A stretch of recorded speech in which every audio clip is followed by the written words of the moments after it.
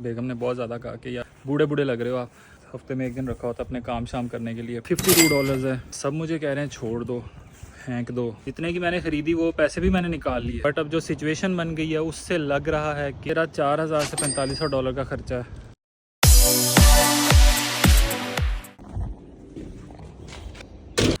Hello and अस्सलाम वालेकुम people, कैसे हैं आप सब। वेलकम एक और व्लॉग में। है मंडे और आज मैं अपने घर के काम शाम कर रहा हूँ। नाश्ता किया है। एक्चुअली मैंने बाल कलर किए हैं। मेरी वाइफ ने मुझे, बेगम ने बहुत ज़्यादा कहा कि यार वीडियोस बहुत गंदी लग रही हैं, बहुत ख़राब लग रही हैं, बूढ़े बूढ़े लग रहे हो आप, तो बाल सही करो। तो वो सर मैंने बाल कलर किए हैं और मेरा ख्याल है अच्छे लग रहे हैं। तो सीन ये है, हफ्ते में एक दिन रखा होता है। वैसे तुम्हें पता है मैं फूड डिलीवरी वाला काम कर रहा हूँ, तो हफ्ते में एक दिन रखा होता है अपने काम शाम करने के लिए। तो एक दिन छुट्टी करनी चाहिए। मैं एक दिन रेस्ट करता हूँ, क्योंकि अगर नहीं करूँगा तो बिल्कुल ही पागल हो जाऊँगा ना काम कर करके। नाश्ता किया, लेट उठा, सुकून प्रोग्राम। खैर I am very happy with the colour, मतलब कलर बहुत अच्छा आया है, क्यों सही लगा लिया मैंने। मैं इस चीज़ से हैप्पी हूँ कि मैंने खुद ही सही लगा लिया। अगर मैं सैलून में जाता और वहाँ लगवाता तो मेरा ख्याल है $52 है कटिंग एंड कलर लगवाने के, अगर आप कटिंग भी कराते हैं, और $32 अगर आप सिर्फ कलर लगवाते हैं। इसी तरह कुछ है जहाँ मैं जाता होता हूँ, बाकियों का मुझे नहीं पता। और डेली व्लॉग में यही सब होता है बताने को। और बस अब बारी उस चीज़ की जो तुम लोगों ने टाइटल में देखा है, एक लाइफ अपडेट। सब मुझे कह रहे हैं छोड़ दो, फेंक दो, अब काम की नहीं है, इस पे पैसे लगाने फजूल हैं। बट जैसी भी है मेरी तो है ना, मेरी गाड़ी। पता नहीं मुझे क्यों नहीं रास आई, मतलब रास आई, अच्छी रही, काफ़ी चली। जितने की मैंने ख़रीदी वो पैसे भी मैंने निकाल लिए। बट ऐसे तो नहीं होता ना मैयर, हम ऐसे थोड़ी करते हैं कि जितने की ली उतने पैसे निकाल लिए तो अब चीज़ फेंक दो। तो ये थोड़ा सा मेरी लाइफ में इस मुश्किल डिसीजन आया हुआ है। शायद मैंने पहले कभी हैंडल नहीं किया इस वजह से, और शायद इस वजह से भी कि ये मेरी पहली अपनी गाड़ी है जो मैंने खुद अपने पैसों से ख़रीदी है। तो वो एक होता है ना, वो एक फ़ीलिंग होती है कि पहली गाड़ी जो शाज़ेब रियाज़ के अपने नाम थी, मतलब खुद ख़रीदी थी, वो वाली फ़ीलिंग वो इसके साथ अटैच्ड है। तो उस वजह से ना काफ़ी कन्फ्यूजन हो रही है और काफ़ी मुश्किल हो रही है। बट अब जो सिचुएशन बन गई है उससे लग रहा है कि इसको रैक ही कराना पड़ेगा। वो रैक यार्ड वाले ले जाएंगे और वो प्रॉबेबली वो लोग $700-800 मे बी $1000-1500 इसका दे देंगे। 1500 तो शायद ही कोई दे, प्रॉबेबली शायद कोई भी ना ही दे। ये मेरी शेरनी खड़ी है, ये हाँ ये खड़ी है। तो अगर अब इसने रैक होना ही है और ख़त्म होना ही है, मतलब इसको अल्लाह हाफिज़ करना ही पड़ेगा। हालांकि ये बिल्कुल ठीक चलती है, इंजन वगैरह इसका सब कुछ बिल्कुल परफेक्ट है, चलती बिल्कुल ठीक है। बट एक मसला हो गया जिसकी वजह से इसको प्रॉबेबली रैक कराना पड़ेगा, और वो भी इस वजह से कि मेरे पास अभी पैसे नहीं है। मैंने फ़ीस देनी आगे 16 मई को, और अभी तो वो भी पूरी नहीं हुई। तो तुम लोगों को चलो स्टोरी बताता हूँ कि हुआ क्या था इस गाड़ी के साथ। पहले तो इसकी इस बारे में बात कर लेते हैं।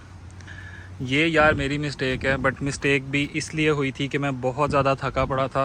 रात के 12:30 का टाइम था और एक जगह पे मैं गाड़ी ये 3 पॉइंट टर्न कर रहा था और रिवर्स में ना ये पोल पे लग गई।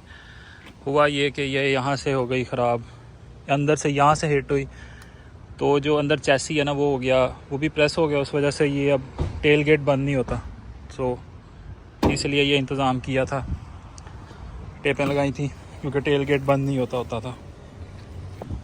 इसके अलावा दिखती वैसे बिल्कुल ठीक है। टायर्स यार मैंने चारों नए डलवाए थे, ये मेरा ख़र्चा हुआ था। इस पर मेरा ख्याल 500 या पता नहीं 550 $600 तक मेरा इस पर लगा था टायर्स पे, या पता नहीं 400 लगा था, मुझे याद नहीं।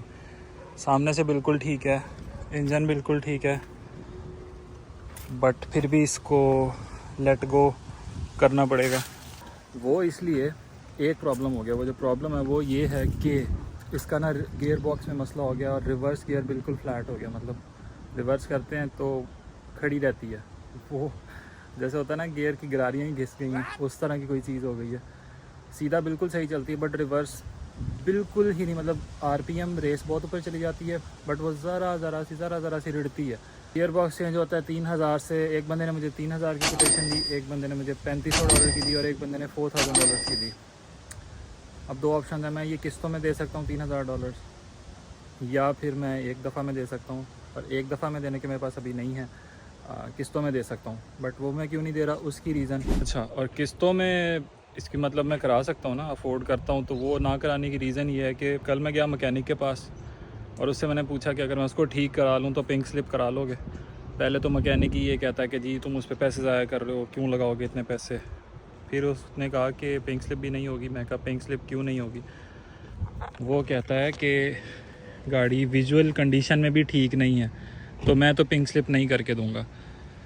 मतलब कि इसको भी ठीक कराओ, गियर बॉक्स भी ठीक कराओ, तो फिर पिंक स्लिप होगी।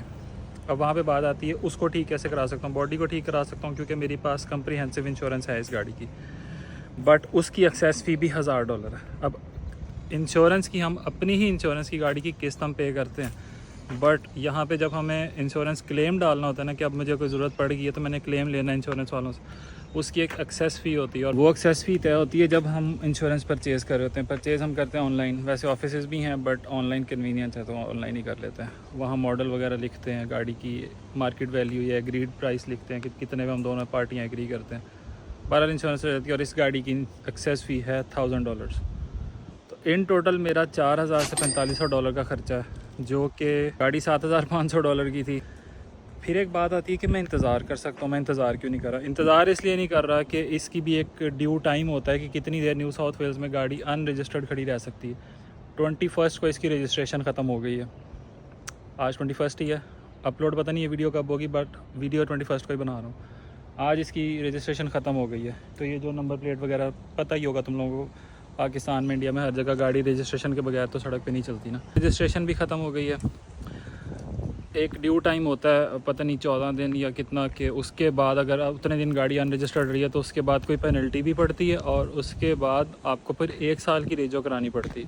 पहले गियर बॉक्स और फिर ये और फिर पिंक स्लिप, साथ ही मैंने 16 को फ़ीस देनी है। तो मेरे पास टाइम शाइम नहीं बचा और डिसीजन करने के दिन आजकल में ही है। I don't want to let it go, but मेरी अपनी गाड़ी है, मेरी पसंद की, मेरी फेवरेट है, बट स्टिल आई थिंक कि लेट गो करनी पड़ेगी शायद। मैं तुम लोगों को दिखाता हूँ कि गाड़ी स्टार्ट बिल्कुल ठीक होती है, बट रिवर्स गियर के बगैर ऑब्वियसली वो रजिस्टर ही नहीं हो सकती ना स्टेट में। यार मेरी शेरनी सही है बिल्कुल, है ये देखो।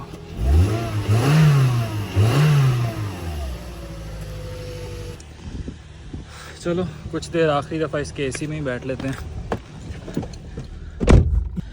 और बात हो ही रही है तो मैं चलो तुम लोगों को ये भी दिखाता हूँ। ये मुझे कोटेशन मिली थी एक जगह से, मैंने 3 जगह से कोटेशन ली थी ना। ये है वुलंगोंग ऑटो पार्ट्स वाला, ये इसने इसकी गियर बॉक्स की रिपेयर कॉस्ट दी थी $3200।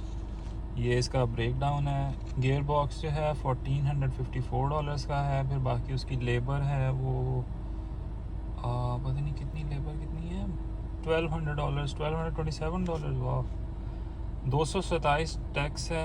इन टोटल ये बनता है $3200। क्या कर सकते हैं, लाइफ में ऐसी सिचुएशंस आती रहती हैं कि इंसान काफ़ी फंस जाता है और फिर वो करना पड़ता है जो ज़रूरत होती है या जो ठीक होता है। आज इसको जाने देना पड़ेगा इंशाल्लाह ताला। अल्लाह करे, आमीन बोल दो। इंशाल्लाह ताला अल्लाह करे इससे अच्छी गाड़ी आ जाएगी मेरे पास, इससे बड़ी और इससे अच्छी इंशाल्लाह ताला। फिलहाल यही एक लाइफ अपडेट थी। अगर तुम लोगों के ना इन कंट्रीज़ में यही है कि अगर तुम लोगों के कोई कज़न जैसे या रिलेटिव्स या दोस्त वगैरह बाहर रहते होंगे ना, उनसे पूछना। इन कंट्रीज़ में ना नई गाड़ी लेना ज़्यादा आसान है और रिपेयर करानी हो ना तो एक दफ़ा बंदे का बटवा बिल्कुल खाली हो जाता है। और ये मतलब काफ़ी मशहूर बात है, कॉमन है, ये पता होती है सबको जिनके रिलेटिव्स या दोस्त वगैरह बाहर होते हैं।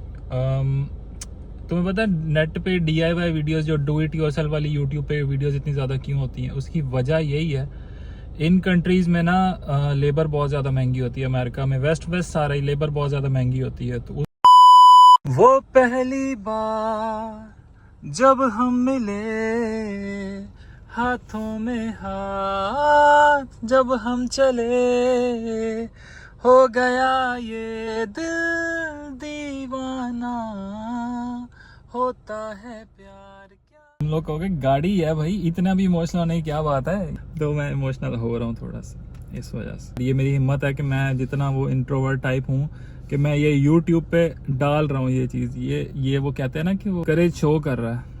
ये वैसी चीज़ है ये। सो अब नेक्स्ट स्टेप्स क्या होंगे? नेक्स्ट स्टेप्स यही होंगे कि 2 काम मैंने करना है। एक, मैंने किसी रैकर को रब्ता करना है कॉल पे कि भाई मैं गाड़ी ये मतलब रैक कराना चाहता हूँ, वो से प्राइस तय करेगा और वो यहाँ से आके ख़ुद ही ले जाएगा इसको टो करके। और दूसरा काम मुझे ये करना पड़ेगा कि मेरा उबर एक्स स्टार्ट हो चुका है, मैंने बना लिए, उस बारे में वीडियो बनाऊंगा।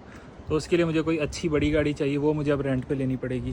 200 समथिंग से लेके 300 से नीचे और 250 से ऊपर अगर कोई गाड़ी मुझे मिल जाए, वो मैं रेंट पे लेना चाहता हूँ। तो उसके थोड़े सी उबर एक्स वगैरह करूँगा, फिर से पैसे जमा करेंगे, फिर से इंशाल्लाह कोशिश करेंगे, फिर से नई गाड़ी लेंगे और आप लोगों को दिखाऊँगा इंशाल्लाह ताला। सो ओके, आज के लिए इतना ही। थैंक यू, अल्लाह हाफ़िज़। सब्सक्राइब कर देना, लाइक कर देना, शेयर कर देना वीडियो, किसी को दिखानी हो, अच्छी लगी हो तो। और मैं सही वीडियोस बना रहा हूँ या नहीं सही बना रहा तो मुझे बताना कमेंट्स में। और थैंक यू।